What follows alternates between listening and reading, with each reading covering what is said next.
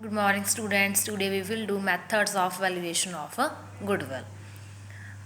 Then there are mainly three methods of valuation of goodwill: average profit method, super profit method, and capitalization method. First method is average profit method.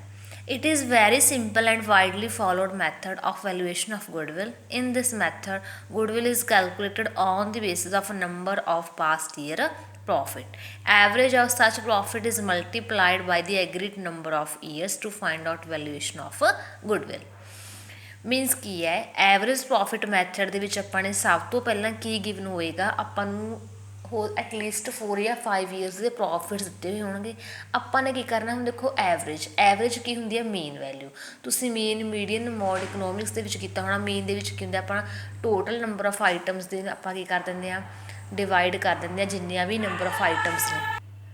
ਤਾਂ ਆਪਾਂ ਨੇ ਕੀ calculate ਕਰਨਾ, average profit method. Average ਦਾ ਮਤਲਬ ਕੀ ਹੈ ਵੀ total number of items ਦਾ ਆਪਾਂ ਨੇ ਕੀ ਕਰਨਾ, plus ਕਰਨਾ। ਜਾਂ ਆਪਾਂ ਕਹਿ ਸਕਦੇ ਹਾਂਗੇ ਵੀ sum of all items upon number of items. ਕਿਵੇਂ ਦੇਖੋ, ਜੇ ਤੁਹਾਡੇ ਕੋਲੇ ਮੰਨ ਲਓ 5 ਆਈਟਮਸ ਨੇ, 5 10 15 20 25, ਜਾਂ ਸਿੰਪਲ ਲਗਾ ਲਓ 10 20 30 40 50। ਤਾਂ ਤੁਸੀਂ ਕੀ ਕਰੋਗੇ, ਇਹਨਾਂ ਦਾ 10 ਤੋਂ ਲੈ ਕੇ 50 ਤੱਕ ਪਲੱਸ ਕਰ ਦੋਗੇ, ਅਪੋਨ ਕਰ ਦੋਗੇ ਨੰਬਰ ਜਿੰਨੀਆਂ ਵੀ ਹੈਗੇ ਨੇ, 4 ਨੇ ਜਾਂ 5 ਨੇ। ਤਾਂ ਉਹ ਕੀ ਹੁੰਦਾ, ਆਪਣਾ ਐਵਰੇਜ ਹੁੰਦੀ ਹੈ। ਕਿਸੇ ਵੀ ਚੀਜ਼ ਦੀ ਐਵਰੇਜ ਕੱਢਣ ਦੇ ਲਈ ਆਪਾਂ ਕੀ ਕਰ ਦਿੰਦੇ ਹਾਂ, ਸਮ ਨੂੰ ਡਿਵਾਈਡ ਕਰਦੇ ਹਾਂ ਨੰਬਰ ਆਫ ਆਈਟਮਸ ਦੇ ਨਾਲ। ਫਸਟ ਦੇਖੋ ਕੁਐਸਚਨ, ਤੁਹਾਡੀ ਇਲਸਟ੍ਰੇਸ਼ਨ ਹੈ। ਪਤਾ ਕੀ ਹੈ, ਮੇਨਲੀ ਕਨਸੈਪਟ ਸੇਮ ਹੋਣਗੇ। ਤੁਹਾਡੇ ਬੁੱਕ ਦੇ ਵਿੱਚ ਕੀ ਹੋਊਗਾ, ਅਮਾਊਂਟ ਹੋ ਸਕਦਾ ਹੋਰ ਹੋਵੇ। ਤੁਸੀਂ ਸਿਰਫ ਕੀ ਕਰਨਾ, ਮੇਰੇ ਤੋਂ ਕਨਸੈਪਟ ਸਮਝਣਾ ਹੈ। ਕੋਈ ਇਹ ਨਹੀਂ ਕਹਿਣਾ ਵੀ ਮੇਰੀ ਬੁੱਕ ਦੇ ਵਿੱਚ ਐਵਰੇਜ ਪ੍ਰੋਫਿਟ ਇੰਨੇ ਦੇ ਨੇ, ਮੈਮ ਨੇ ਇੰਨੇ ਦੱਸੇ ਨੇ। ਤੁਸੀਂ ਸਿਰਫ ਕਨਸੈਪਟ ਸਮਝਣਾ ਹੈ। ਬੁੱਕ ਦੇ ਵਿੱਚ ਸਿਰਫ ਅਮਾਊਂਟਸ ਚੇਂਜ ਹੋਣਗੇ, ਬਾਕੀ ਸਾਰਾ ਕੁਛ ਕੀ ਹੋਏਗਾ, ਸੇਮ ਹੋਏਗਾ ਤੁਹਾਡੇ ਕੋਲ। ਫਸਟ ਦੇਖੋ ਕੀ ਹੈ, goodwill of a firm is valued at 3 years purchase. ਸਭ ਤੋਂ ਪਹਿਲਾਂ ਤਾਂ ਕੁਐਸਚਨ ਦੇ ਵਿੱਚ ਈਅਰਸ ਨੂੰ ਅੰਡਰਲਾਈਨ ਕਰ ਲੈਣਾ, ਕਿਉਂਕਿ ਤੁਹਾਡਾ ਸਾਰਾ ਕੁਐਸਚਨ ਹੀ ਇਸ ਨੂਮੈਰੀਕਲ ਡਾਟਾ ਦੇ ਉੱਪਰ ਰੁਕਿਆ ਹੋਇਆ ਹੈ। ਤੁਸੀਂ ਕੀ ਕਰਨਾ, ਦੇਖੋ ਹੁਣ ਮੇਰੇ ਕੋਲ ਕੁਐਸਚਨ ਦੇ ਵਿੱਚ ਸੀ 3 ਈਅਰ ਪਰਚੇਜ਼। ਤੁਹਾਡੀ ਬੁੱਕ ਦੇ ਵਿੱਚ ਜਿੰਨੇ ਵੀ ਈਅਰਸ ਪਰਚੇਜ਼ ਲਿਖਿਆ ਹੋਇਆ ਨਾ, ਉਹਨੂੰ ਅੰਡਰਲਾਈਨ ਕਰ ਲਓ ਪਹਿਲਾਂ ਤਾਂ ਸਭ ਤੋਂ। ਦੈਨ ਆਪਾਂ ਨੂੰ ਐਵਰੇਜ ਪ੍ਰੋਫਿਟ ਦਿੱਤੇ ਹੋਏ ਨੇ ਲਾਸਟ 5 ਈਅਰਸ ਦੇ। ਤਾਂ ਹੁਣ ਮੇਰੇ ਕੋਲ ਪਤਾ ਵੀ ਐਵਰੇਜ ਪ੍ਰੋਫਿਟ ਨੇ ਈਅਰ ਨੇ 5। ਤਾਂ ਕੀ ਕਰਨਾ ਹੈ, ਸਾਰੇ ਪ੍ਰੋਫਿਟਸ ਨੂੰ ਮੈਂ ਐਡ ਕਰ ਦੇਣਾ। ਉਸ ਤੋਂ ਬਾਅਦ ਕਿੰਨੇ ਈਅਰਸ ਨੇ, 5। ਕਦੇ ਵੀ ਇਸ ਨੂੰ ਕੀ ਕਰਨਾ, ਤੁਸੀਂ ਪਰਚੇਜ਼ ਈਅਰ ਨਾਲ ਡਿਵਾਈਡ ਕਰਨ ਪੈ ਜਾਓ ਕਿ 3 ਸੀ, ਉਹ ਤਾਂ ਪਰਚੇਜ਼ ਸੀ। ਤੁਸੀਂ ਇੰਨਾ ਕੁ ਆਪ ਵੀ ਸੋਚੋ ਨਾ ਵੀ 2011 ਤੋਂ ਲੈ ਕੇ 13 ਤੱਕ ਤੁਹਾਨੂੰ ਪ੍ਰੋਫਿਟਸ ਦਿੱਤੇ ਹੋਏ ਨੇ। 11 12 13 14 15 ਤੱਕ ਨੇ, ਤਾਂ 5 ਵੀ ਬਣ ਗਏ 11 to 15। ਤਾਂ ਕੀ ਕਰੋਗੇ ਤੁਸੀਂ, ਇਹਨਾਂ ਦੇ ਵਿੱਚੋਂ ਜਿਹੜੇ ਸਿਰਫ ਪ੍ਰੋਫਿਟਸ ਨੇ ਉਹਨਾਂ ਨੂੰ ਐਡ ਕਰੋਗੇ, ਕਿਤੇ ਲੋਸ ਨੂੰ ਵੀ ਐਡ ਕਰਨ ਲੱਗ ਜਾਓ। ਵੈਸੇ ਤੁਹਾਨੂੰ ਆਈ ਥਿੰਕ ਤੁਹਾਡੀ ਬੁੱਕ ਦੇ ਵਿੱਚ ਫਿਲਹਾਲ ਪ੍ਰੋਫਿਟ ਹੀ ਹੋਊਗਾ, ਪਹਿਲਾ ਕੁਐਸਚਨ ਪ੍ਰੋਫਿਟ ਦੇ ਹੋਣਾ। ਜੇ ਲੋਸ ਹੈਗਾ ਤਾਂ ਉਹਨੂੰ ਮਾਈਨਸ ਕਰ ਦਿਓ। ਤਾਂ ਆਪਾਂ ਨੇ ਕੀ ਕਰਨਾ, ਸਿਰਫ ਪ੍ਰੋਫਿਟਸ ਲੈਣੇ ਨੇ। ਫਸਟ ਈਅਰ ਪ੍ਰੋਫਿਟ ਲਾਈਕ 50,000, ਠੀਕ ਹੈ। ਸੈਕਿੰਡ ਈਅਰ ਹੋ ਗਿਆ ਲੋਸ, ਮੈਂ ਕੀ ਕਹਿੰਦਾ ਮਾਈਨਸ ਕਰਨਾ, ਪਲੱਸ ਨਹੀਂ ਕਰਨਾ। -20,000। ਨੈਕਸਟ ਈਅਰ ਕੀ ਹੋਇਆ, ਪ੍ਰੋਫਿਟ ਪਲੱਸ 10,000 ਕਰ ਦਾਂਗੇ ਆਪਾਂ। ਨੈਕਸਟ ਈਅਰ ਵੀ ਪ੍ਰੋਫਿਟ ਹੋਇਆ 60,000 ਦਾ, ਅਤੇ ਨੈਕਸਟ ਈਅਰ ਵੀ ਪ੍ਰੋਫਿਟ। ਬਸ ਇੰਨਾ ਕੁ ਯਾਦ ਰੱਖਣਾ ਹੈ ਵੀ ਜੇ 5 ਈਅਰ ਦੇ ਵਿੱਚੋਂ 3 ਈਅਰ ਦੇ ਪ੍ਰੋਫਿਟਸ ਨੇ ਤਾਂ ਉਹਨਾਂ ਨੂੰ ਪਲੱਸ ਕਰੀ ਜਾਣੇ, ਜਿਹੜੇ ਈਅਰ ਦਾ ਲੋਸ ਆਗਾ ਉਹਨੂੰ ਮਾਈਨਸ ਕਰ ਦੇਣੇ। ਸੋ ਸਿੰਪਲ ਹੈ ਇੱਥੋਂ ਤੱਕ ਤਾਂ। ਅਪੋਨ ਕੀ ਕਰਨਾ, 5 ਈਅਰਸ ਸੀ ਮੇਰੇ ਕੋਲ, ਤਾਂ ਮੈਂ 5 ਨਾਲ ਕੀ ਕਰਤਾ, ਇਹਨੂੰ ਡਿਵਾਈਡ ਕਰ ਦਿੱਤਾ। ਤਾਂ ਮੇਰੇ ਕੋਲ ਸਿਰਫ ਕੀ ਆਏ ਨੇ, ਐਵਰੇਜ ਪ੍ਰੋਫਿਟ ਆਏ ਨੇ। ਟੋਟਲ ਵੈਲਿਊ ਤੋਂ ਮੇਰੇ ਕੋਲ ਐਵਰੇਜ ਵੈਲਿਊ ਆ ਗਈ। ਬਟ ਮੈਂ ਕੀ ਕੈਲਕੂਲੇਟ ਕਰਨੀ ਇਹਦੇ ਵਿੱਚ, ਮੈਂ ਕੈਲਕੂਲੇਟ ਕਰਨੀ ਹੈ ਗੁੱਡਵਿਲ। ਤਾਂ average profit into number of years purchase. ਜਿਹੜੇ 3 ਈਅਰਸ ਮੈਂ ਪਹਿਲਾਂ ਸ਼ੁਰੂ ਦੇ ਵਿੱਚ ਬੋਲੇ ਸੀ, ਉਹ ਹੁਣ ਤੁਸੀਂ ਇੱਥੇ ਉਹਨਾਂ ਨੂੰ ਲਿਖਣਾ ਹੈਗਾ। ਜਿਹਦੇ ਨਾਲ ਲਿਖਣਾ ਹੈ, ਗੁੱਡਵਿਲ ਪਤਾ ਕਰਨ ਦੇ ਲਈ ਤੁਸੀਂ ਕੀ ਕਰਨਾ ਹੁੰਦਾ ਹੈ, ਬੇਸ਼ੱਕ ਐਵਰੇਜ ਪ੍ਰੋਫਿਟ ਹੈ, ਬੇਸ਼ੱਕ ਸੁਪਰ ਪ੍ਰੋਫਿਟ ਹੈ, ਭਾਵੇਂ ਨੋਰਮਲ ਪ੍ਰੋਫਿਟ ਹੈ, ਇਹਨੂੰ ਇਨਟੂ ਕਰਨਾ ਹੁੰਦਾ ਈਅਰਸ ਪਰਚੇਜ਼ ਦੇ ਨਾਲ, ਬਸ। ਤਾਂ goodwill is equal to average profit into number of year purchase. ਸਾਡੇ ਕੋਲ ਕੀ ਆ ਜਾਏਗੀ, ਗੁੱਡਵਿਲ ਦੀ ਵੈਲਿਊ ਆ ਜਾਏਗੀ।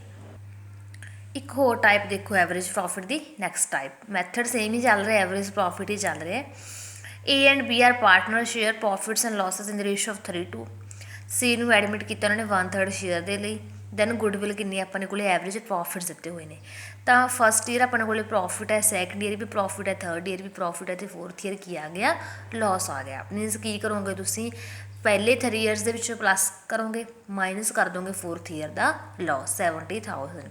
ਤਾਂ ਤੁਹਾਡੇ ਕੋਲ ਕੀ ਚੀਜ਼ ਆ ਜਾਏਗੀ, ਐਵਰੇਜ ਪ੍ਰੋਫਿਟਸ ਆ ਜਾਣਗੇ।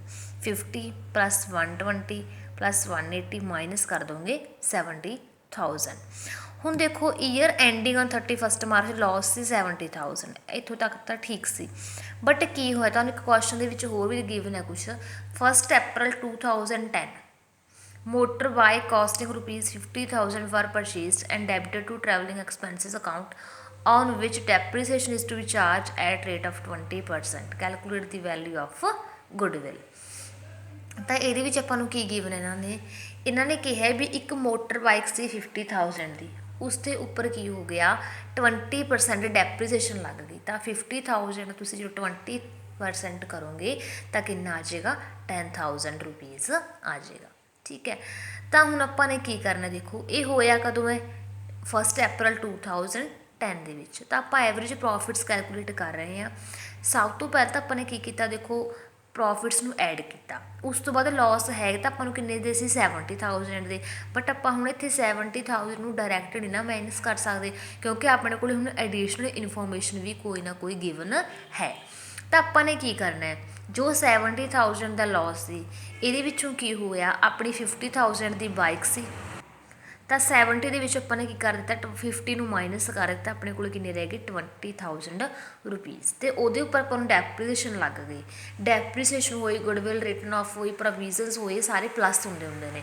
ਤਾਂ ਆਪਾਂ ਨੇ ਕੀ ਕਰਨਾ, ਇਹਦੇ ਵਿੱਚ ਜਿਹੜੀ ਡੈਪਰੀਸੀਏਸ਼ਨ ਦੀ ਵੈਲਿਊ ਨੂੰ ਆਪਾਂ ਨੇ ਪਲੱਸ ਕਰ ਦੇਣਾ, ਕਿੰਨਾ ਆ ਜਾਏਗਾ 30,000। ਤਾਂ ਲੋਸ ਕਿੰਨੇ ਦਾ ਹੋਇਆ 30,000। ਤੈਨੂੰ ਨੰਬਰ ਆਫ ਈਅਰ ਨਾਲ ਡਿਵਾਈਡ ਕਰਕੇ ਕੀ ਆ ਜਾਏਗੀ average profit, number of year purchase ਕਿੰਨੇ ਨੇ 2, ਤਾਂ ਇਨਟੂ ਕਰਕੇ ਕੀ ਆ ਜਾਏਗਾ ਤੁਹਾਡੇ ਕੋਲੇ ਗੁੱਡਵਿਲ ਦੀ ਵੈਲਿਊ ਆ ਜਾਏਗੀ।